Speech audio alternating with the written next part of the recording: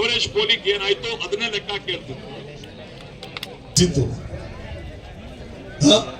ಈ ಸಮುದಾಯಕ್ಕೆ ಬಹುದೊಡ್ಡ ಅನ್ಯಾಯ ಬಿಜೆಪಿ ಮಾಡಿದೆ. ನಾವು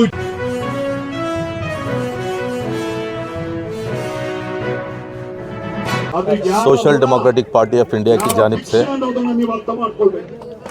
उडुपी से लेकर बेलगावी तक हम ये जाता लेकर आए हैं। ये जाता का नाम है अम्बेडकर जाता। समाजी इंसाफ के लिए हम ये जाता लेकर आए हैं। हमारे बहुत से डिमांड्स हैं, उसमें से सबसे पहला डिमांड कांतराज कमीशन रिपोर्ट को नाफिज करना है, और दूसरा मुसलमानों का जो 2B रिजर्वेशन 4% था उसको बहाल करते हुए 8% को इंक्रीज़ करना है। और इसी तरीके से सदाशिवा कमीशन रिपोर्ट है उसको जो है सेंट्रल को रिकमेंडेशन करना है। और इसी तरीके से वक्फ प्रॉपर्टीज़ के ताल्लुक़ से सही तरीके से सर्वे कराकर उसके प्रॉपर्टीज़ का जो एनक्रोचमेंट है उसको निकालना है। इसके लिए उडुपी से होते हुए, दोड्डमंगलूर से होते हुए, चिकमंगलूर, शिमोगा और इसी तरीके से गदगा, हुबली होते हुए यहाँ पर हज़ारों के लोग यहाँ पर आए हुए हैं। यहाँ पर हमारे BR भास्कर प्रसाद साहब की कन्वेनरशिप में ये हमारा जाता चल रहा है। और गुज़िश्ता साल भी हम ये जाता निकाले थे। गुज़िश्ता 2020-23 में 6 दिसंबर से लेकर 11 दिसंबर तक यहाँ पर जाता था, लेकिन हमारे डिमांड्स पूरे नहीं हुए, इसलिए जाता नंबर 2 लेकर हम यहाँ पर आए। Abdul Hannan, vice president, social democratic party of India, Karnataka. अभी तक आप कोई मिलने को आए?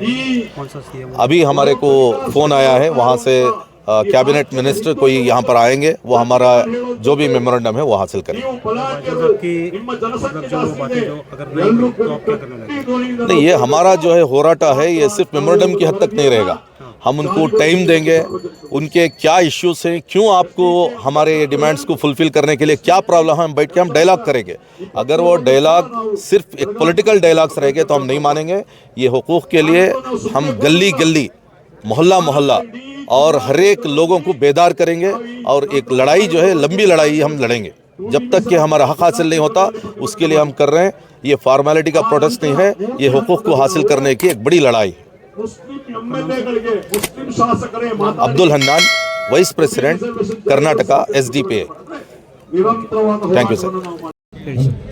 ಸ್ನೇಹಿತರೆ, ಸೋಷಿಯಲ್ ಡೆಮೋಕ್ರೆಟಿಕ್ ಪಾರ್ಟಿ ಆಫ್ ಇಂಡಿಯಾದ ಸಾಮಾಜಿಕ ನ್ಯಾಯಕ್ಕಾಗಿ ಚಲೋ ಬೆಳಗಾವಿ ಅಂಬೇಡ್ಕರ್ ಜಾಥಾ 2 ಏನು ಡಿಸೆಂಬರ್ 10ನೇ ತಾರೀಕು ಕರಾವಳಿ ಕರ್ನಾಟಕದ ಉಡುಪಿ ಜಿಲ್ಲೆಯಿಂದ ಹೊರಟಿತ್ತು, ಇವತ್ತು ಬೆಳಗಾವಿಯ ಸುವರ್ಣ ವಿಧಾನಸೌಧದ ಮುಂಭಾಗದಲ್ಲಿ ತಲುಪಿದೆ.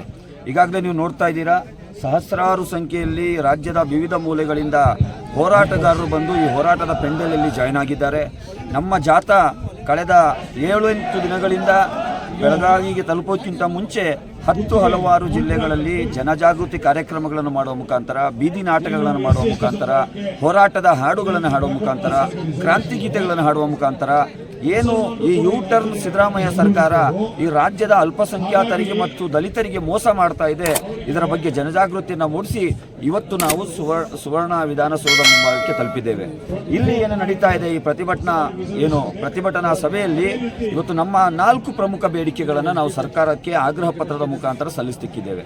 ಮೊದಲನೇ ಬೇಡಿಕೆ, ಕರ್ನಾಟಕ ರಾಜ್ಯದ 30 ವರ್ಷಗಳ ದಲಿತರ ಹೋರಾಟವಾಗಿರುವಂತಹ ಒಳ ಮೀಸಲಾತಿ ಜಾರಿಯಾಗಬೇಕು. ಎರಡನೇ ನಮ್ಮ ಬೇಡಿಕೆ, ಸರ್ಕಾರದ 167 ಕೋಟಿ ರೂಪಾಯಿ ಖಜಾನೆಯ ಹಣವನ್ನು ಖರ್ಚು ಮಾಡಿಕೊಂಡು ಏನು ಜಾತಿ ಜನಗಣತಿಯ ಸಮೀಕ್ಷೆ ಮಾಡಿ ಕಾಂತರಾಜ್ ವರದಿಯನ್ನು ಸರ್ಕಾರಕ್ಕೆ ಸಲ್ಲಿಸಿದೆ, ಅದನ್ನು ಟೇಬಲ್ ಮಾಡಬೇಕು, ಅದರ ರೆಕಮೆಂಡೇಶನ್ ಅನ್ನು ಇಂಪ್ಲಿಮೆಂಟ್ ಮಾಡಬೇಕು.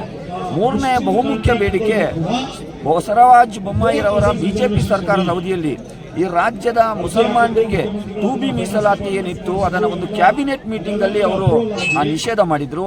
ಇವತ್ತು social democratic party of India ಅದನ್ನು ಮರುಸ್ಥಾಪನೆ ಮಾತ್ರ ಅಲ್ಲ, ಅದನ್ನು 8% ಏರಿಕೆ ಮಾಡಬೇಕೆಂಬಂತ ಆಗ್ರಹವನ್ನು ನಾವು ಸರ್ಕಾರಕ್ಕೆ ಸಲ್ಲಿಸುತ್ತಿದ್ದೇವೆ.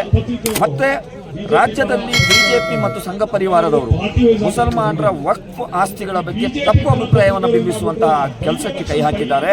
ಕರ್ನಾಟಕ ರಾಜ್ಯದಲ್ಲಿರುವಂತಹ 1,20,000 ಎಕರೆ ವಕ್ಫ್ ಜಮೀನಲ್ಲಿ ಇವತ್ತು 80,000 ವಕ್ಫ್ ಜಮೀನು ಕಬಳಿಕೆಯಾಗಿದೆ, ಅಕ್ರಮವಾಗಿ ಅದನ್ನು ಕಬಳಿಸಲಾಗಿದೆ. ಅದರಲ್ಲಿ ಭೂಮಾಫಿಯಾನುಗಳು ಇದ್ದಾರೆ, ರಾಜಕಾರಣಿಗಳು ಇದ್ದಾರೆ, ಲ್ಯಾಂಡ್ ಲಾರ್ಡ್ಗಳು ಕೂಡ ಇದ್ದಾರೆ.